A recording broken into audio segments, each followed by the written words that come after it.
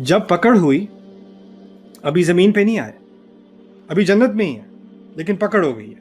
اللہ تعالیٰ نے پوچھا یہ کیا کیا تم نے، کیوں کیا؟ کہا نہیں تھا اس درخت کے قریب میں جانا. اس کے جواب میں آدم علیہ السلام نے کہا قالا ربنا ظلمنا انفسنا وان لم تغفر لنا وترحمنا لنکونن من الخاسرین. ہم نے اپنے نفس پر ظلم کیا. ہم دعا یاد کرتے ہیں، یہ آدم علیہ السلام کے الفاظ ہیں جب جنت میں پکڑ ہوئی تھی. اور اگر آپ نے ہمیں معاف نہ کیا اور ہم پر رحم نہ کیا تو ہم واقعی خاسرین میں سے ہو جائیں گے، خسارے والوں میں سے ہو جائیں گے. یہ بات جب انہوں نے دعا کی، اللہ تعالیٰ نے آگے سے دعا ریفیوز نہیں کی. یعنی آدم علیہ السلام کو معاف کرنے کے بعد زمین پہ بھیجا ہے. پنشمنٹ کی گئی، پنشمنٹ نہیں کی گئی، معافی انہوں نے انسان کی. اللہ تعالیٰ نے کیا قرآن میں کہا ہے؟ غلطی کرتے ہیں اور معافی مانگ لیتے ہیں. یہ مومنین کی جن کو جنت کی گارنٹی دی گئی آل عمران میں، ان کے بارے میں کہا گیا ہے کہ جب وہ کوئی غلطی کرتے ہیں، والذین اذا فعلوا فاحشۃ او ظلموا انفسهم ذکروا اللہ فاستغفروا لذنوبهم ومن يغفر الذنوب الا اللہ ولم يصروا على ما فعلوا. وہ ایسے لوگ ہیں جب وہ کوئی بے حیائی کر بیٹھیں یا کوئی اور غلطی کر بیٹھیں تو فوراً اللہ تعالیٰ کا ذکر کرتے ہیں اور استغفار کر لیتے ہیں، اللہ سے معافی مانگتے ہیں. اور اللہ کے علاوہ معاف اور بھی کون کرے گا بھی کون؟ وَلَمْ يُصِرُّوا عَلَى مَا فَعَلُوا. اور وہ اصرار نہیں کرتے اپنی غلطی پہ، بار بار وہی غلطی نہیں کرتے. واقعی ندامت ہوتی ہے، چھوڑ دیتے ہیں، کوشش کرتے ہیں کہ دوبارہ نہ ہو. وَهُمْ يَعْلَمُونَ. اور جان بوجھ کر نہیں کرتے. اور ان لوگوں کے بارے میں ان کے لیے جنت ہے. یہ اللہ کی سنت ہے.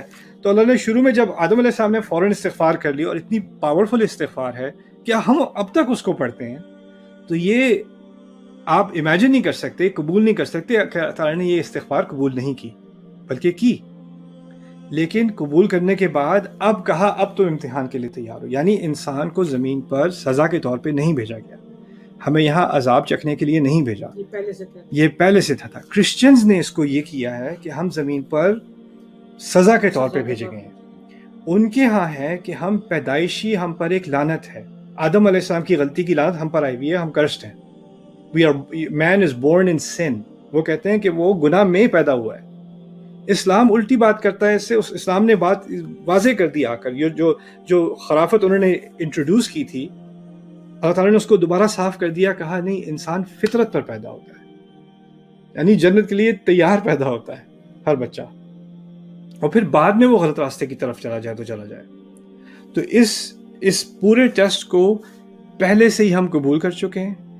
یہ دنیا امتحان کی جگہ ہے، اور جتنا ٹف امتحان ہوتا ہے وہ ٹف امتحان اس لیے لیا جاتا ہے کہ آپ کی صلاحیت ہوتی ہے. ہم دیکھیں، اگر کوئی اولمپکس میں کمپیٹ کرنا چاہتا ہے نا، تو اس کا جو ٹرینر ہوتا ہے وہ اس کو یہ نہیں کہتا یار کچھ ڈونٹ بھی کھا لو، تھوڑا 1-2 پراٹھے ایکسٹرا کھا لو، اچھا کل چھوڑتے ہیں، کل چھٹی مارتے ہیں. ایسے اولمپکس میں کوئی نہیں جانے والا.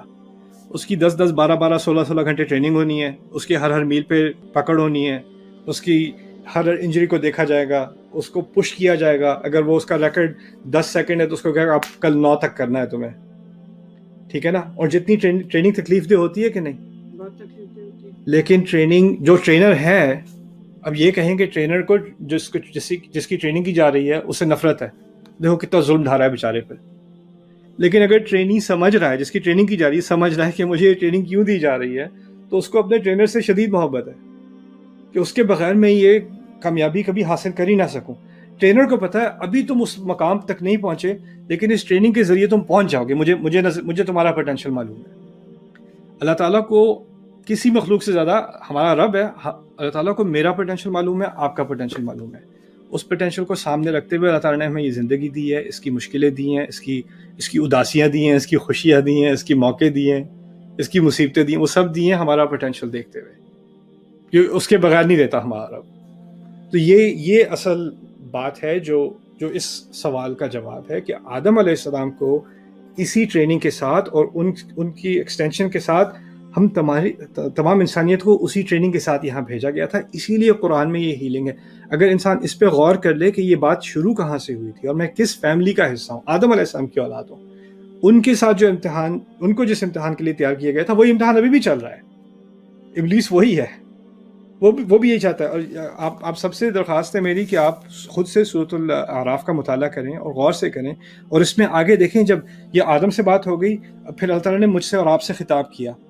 قال فیہا تحیون وفیہا تموتون ومنہا تخرجون، تم یہیں پر رہو گے، یہیں پر مرو گے، اسی سے نکالے جاؤ گے.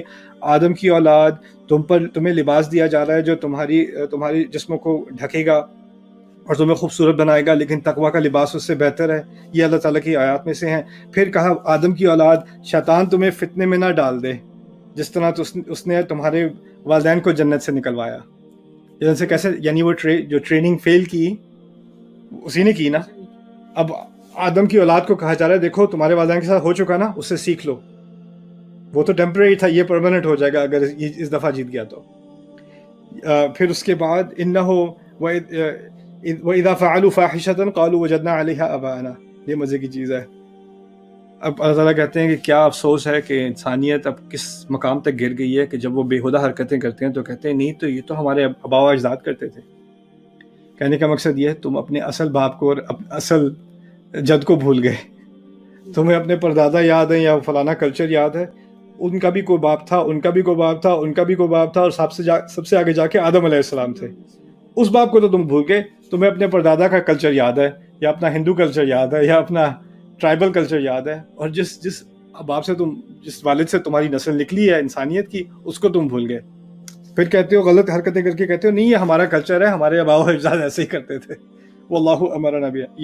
یہی تو اللہ چاہتا ہے ہم سے. تو اس میں آگے تک آیات آئیں گی، ان میں یا بنی آدم یا بنی آدم یا بنی آدم کے الفاظ آتے چلے جائیں گے.